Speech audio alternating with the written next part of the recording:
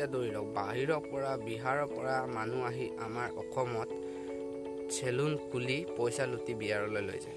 বিহাৰীকেইটা আহি কি আমাৰ অসমত অসমীয়া মানুহৰ কি দোকানত সোমাই কি লেবাৰ কৰি থাকে নেকি? এতিয়া ৰাজস্থানীকেইটা পাঞ্জাৱীকেইটা অসমত আহি দোকান খোলে, নিজৰ খোলে। আমাৰ অসমৰ মানুহবোৰে কি কৰে, কলকাতা গুজৰাটত গৈ এইটো মানে কি কয় কোম্পানীত সোমাব, লোকে বনোৱা ছিষ্টেম এটাত মানে কাম কৰে। নিজেই আমাৰ অসমৰ মানুহ এটা গৈ কিনি ক'ৰবাত শুনিছে নেকি তাত দোকান দি খাই আছে বুলি বা বিজনেছ কৰি আছে বুলি? আমাৰ মাইণ্ডটো কেনেকুৱা হ'ব লাগিব ভাবি চাওক এবাৰ। আমাৰ সেইটো মানে আমাৰ মানুহবোৰে সেইটো ছিষ্টেম বনাই দিলে আমাক, গম পাওঁ না। আৰু এনেকুৱা হৈ থাকিলে আমাৰ অসমখন ডুবিবলৈ বেছি দিন নালাগে যদি চবেই চাকৰি পকৰত দৌৰি থাকে।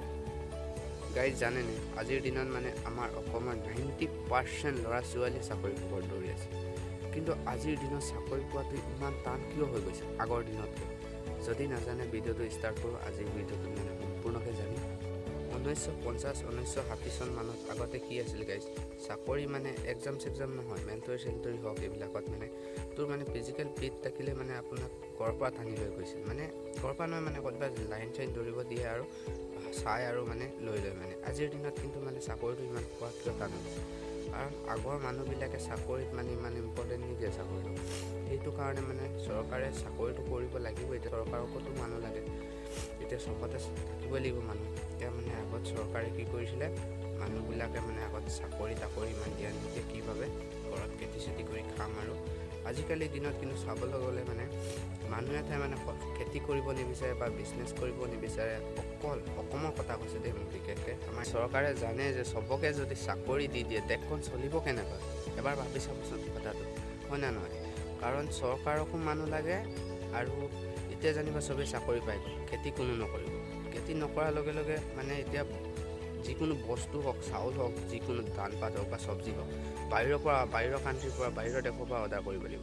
বাহিৰৰ দেশৰ পৰা অৰ্ডাৰ কৰি আকৌ বিজনেছমেনকেইটাই যদি ইয়াত বেচে, কিমান দামত বেচিব লাগিব ভাবি চাওকচোন। আৰু সেই চাকৰি কৰাকেইটাইতো এনেও খেতি চেতি নকৰে, সিহঁতেতো প্ৰায় বস্তু কিনিয়ে খায়। যদি আমাৰ নিচিনা মানুহে যদি খেতি নকৰে, কথাটো কৈছোঁ, খেতি নকৰে মানে দেশখন উন্নতি হ'ব ক'ৰ পৰা? আৰু বিজনেছমেনো লাগিব। কাৰণ তই যদি চাকৰি কৰ বা খেতি নকৰ, বিজনেছমেন যদি নাথাকে, বেচিব কোনে? আৰু খেতি নকৰিলে মানে তই খাবি ক'ৰ পৰা?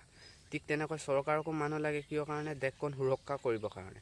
আৰু ঠিক তেনেকৈ খেতি কৰাকেইটাইও মানে কিয় কাৰণে খেতি কৰে? বেচিবৰ কাৰণে। আৰু বেচিলেহে বস্তুটো বিজনেছমেনকেইটাই মানে বেচিব পাৰিব। কাৰণ বিজনেছমেনকেইটাইতো বেচেহে, সিহঁতে বস্তুটো নকৰে, গম পাইছেনে? আৰু মানে ঠিক তেনেকৈ চাকৰি কৰাটো মানুহ লাগে, বিজনেছমেনৰো মানুহ লাগে আৰু খেতি কৰাও মানুহ লাগে। চব ধৰণৰ মানুহ লাগিব দেশত, তেতিয়া দেশখন উন্নতি হ'ব। এবাৰ বুজি পাওক, চৰকাৰে সেইটো কথা ভালকৈ জানে। সেইটো কাৰণে দিনক দিনে চৰকাৰে মানে চাকৰিটো টান কৰি গৈ আছে। আজিৰ ডেটত মানে খেতি বা বিজনেছ কৰা মানুহ বহুত কম হৈ গৈছে। অকল মানে চাকৰি। আৰু আমাৰ মানে গাঁৱলীয়া সমাজবোৰত, গাঁৱলীয়া বুলি নহয়, আমাৰ ছ'চাইটিবিলাকত এনেকুৱা এটা মানে মাইণ্ডত সোমোৱাই দিছে চাকৰি কৰিব লাগে। চাকৰি নকৰিলে মানে একো ভেলু নাই। তই যদি আজি চাকৰি কৰি যদি তই 50,000 টকা কামানি কৰি আছ, তই যদি বিজনেছ কৰি যদি তাতকৈ 1 লাখ টকা মাহত কামানি কৰি আছ ন, তোক ভেলু নিদিয়ে, মানে তোক গুৰুত্বই নিদিয়ে। সেইটো কিনো আজি আছে খাই লৈ ডুবি থাকিব, সেনেকৈ ভাবে। চৰকাৰী চাকৰি পালে ডেইলি পইচা পাই থাকিব, সেইটোৱে ভাবে। মানে আমাৰ অসমত কি হৈছে, মানে এতিয়া আজিকালি ল'ৰা ছোৱালী মানে খেতি চেতি কৰিব একদম নিবিচাৰে।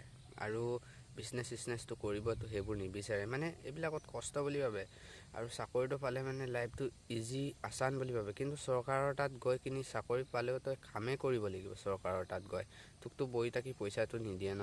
ঠিক তেনেকৈ আৰু মানে আমাৰ দিনক দিনে মানে আগত খেতিটো প্ৰথম ৰেংকত আছিলে, আৰু এতিয়া গৈ খেতিটো মানে একদম তলৰ ৰেংকত গ'ল, চাকৰিটো ওপৰৰ ৰেংকত আহিলে। চাকৰিটো আগত তলত আছিলে, আগত মানে চাকৰি ইমান এইবিলাক গুৰুত্ব নিদিয়ে। আজিৰ দিনত কিন্তু চাকৰি পকৰত ইমান দৌৰি আছে, আৰু চৰকাৰৰ তাত ইমান অলৰেডি বহুত চাকৰি কৰা মানুহ আছেই।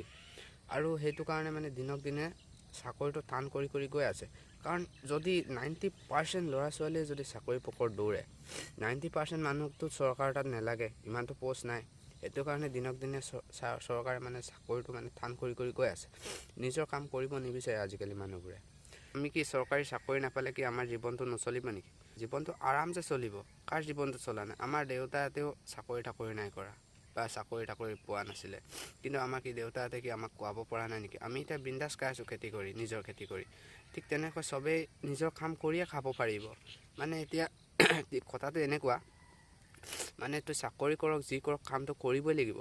এতিয়া ধৰি ল চবেই চাকৰি পালে, এতিয়া ডাঙৰ ডাঙৰ বিল্ডিংবোৰ বনিব, সেইবিলাক যদি মানুহে নবনায় কোনে বনাব? আমাৰ নিচিনা লেবাৰবোৰে যদি নবনায়, কাম নকৰা মানুহবোৰে নবনায়, কোনে বনাব কচোন? ঠিক তেনেকৈ চব ধৰণৰ মানুহ দেশখনত লাগিবই, তেতিয়া দেশখন উন্নতি হ'ব। আৰু আমাৰ মানে আছাম বুলি নহয়, আমাৰ ইণ্ডিয়াৰ এডুকেশ্যন ছিষ্টেমটোৱে বেয়া। সৰুৰ পৰা কি শিকায় মানে পঢ়িব শুনিব লাগে, কিয় কাৰণে চাকৰি পাব লাগে। আমাৰ মাইণ্ডত এইটো ছেট কৰি দিয়ে। আৰু যদি চবেই যদি চাকৰিয়ে পায়, দেশখন চলিব নেকি? বুজি পাব। আৰু চাইনাত কি বেলেগ দেশবোৰত কেনেকুৱা ছিষ্টেমৰ হয়, সৰুৰ পৰাতো নিজৰ নিজৰ মানে কেৰিয়াৰ, নিজৰ নিজৰ লাইন, নিজৰ নিজৰ মন পচন্দৰ লাইনত যাব পাৰে। আমাৰ ইণ্ডিয়াত সেইটো ছিষ্টেম নাই। আমাৰ ইণ্ডিয়াত তই ক শ্ৰেণীৰ পৰা পঢ়িব লাগিব হাই ছেকেণ্ডেৰী দিয়ালৈকে, তাৰপিছতে তই ডিচিশ্যন ল'ব পাৰিবি যে মই ITI পঢ়িম, মই কি পঢ়িম, সেইবিলাক তই ফাৰ্ষ্টতে লাইন ধৰিব পাৰিবি, মানে ডাক্তৰ পঢ়িম, ইঞ্জিনিয়াৰ পঢ়িম। কিন্তু সেইটো ছিষ্টেম আমাৰ ইণ্ডিয়াত নাই। আমাৰ ইণ্ডিয়াত সেইটো ছিষ্টেম আনিব লাগে। একদম বেয়া হৈছে, গম পাওঁ না? অকল এটাই মানে কিবা আৰু চাকৰি চাকৰি চাকৰি। আৰু হয়তো এতিয়া মোক বহুতে এই ভিডিঅ'টো বনোৱাৰ কাৰণে কমেণ্ট কৰিব পাৰে যে তই চাকৰিৰ বিষয়ে ইমান বেয়াকৈ কিয় কৈ আছ, তই নিজে নাই পোৱা চাগে। সেইটো সদায় কাম হ'লে নিজেও কৰিব লাগে। আমাৰ মানুহবোৰে সেই লোকৰ তলত কাম কৰিব বিচাৰে, কাম নাই চালা। এতিয়া সঁচা কথা ক'লে কিছুমানে বেয়া পাব। এতিয়া এইবিলাক কথা কৈছোঁ, মোৰ মনত আহিছে যেতিয়া মই কৈছোঁ, বেয়া চেয়া নাপাব মোক মানে। আৰু যদি আপোনালোকৰ মনত কিবা কিবি আছে কমেণ্ট কৰি জনাব। মানে আজিৰ ভিডিঅ'টো ইমানেই আৰু, মই লগ পাম নতুন এটা ভিডিঅ'ত।